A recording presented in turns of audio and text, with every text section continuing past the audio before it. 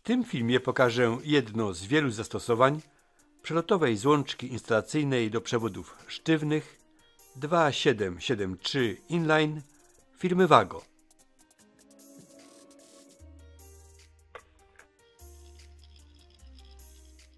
Często zdarza się tak, że przy jakimś remoncie czy przebudowie okazuje się, że podłączenie gniazdka jest bardzo trudne, bo przewody stają się za krótkie. Z pomocą złączek Wago serii 2773 Inline i krótkich przewodów możemy ten problem w bardzo prosty sposób rozwiązać. Złączka Wago serii 2773 Inline to nowy produkt firmy Wago. Przeznaczona ona jest do łączenia przewodów miedzianych, sztywnych o przekroju od 0,75 do 4 mm².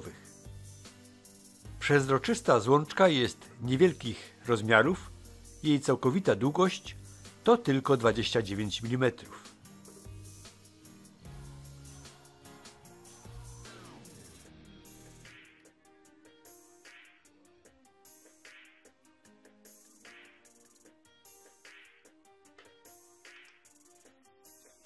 Końcówki przewodów odizolowujemy na długości 10 mm. Pomoże nam w tym graficzny przymiar na obudowie. Montaż jest beznarzędziowy, polega na wetknięciu sztywnego przewodu do złączki.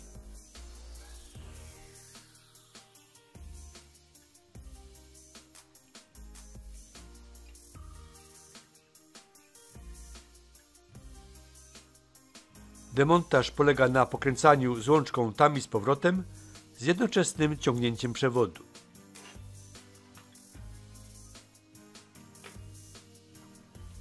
Wracamy do podłączenia gniazdka. Przykręcamy do jego zacisków przygotowane wcześniej przewody. Dobrym zwyczajem jest, aby przewód ochronny był dłuższy od pozostałych.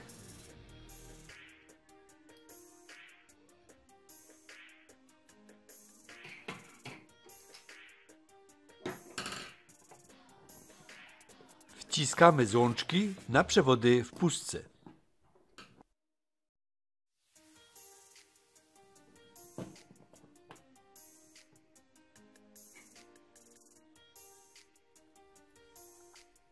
Dołączamy przewody z gniazdka. Gniazdko podłączone. Problem zbyt krótkich przewodów wystających z puszki rozwiązane. Układamy przewody w pustce i zakładamy gniazdko na ścianę. Dziękuję za uwagę.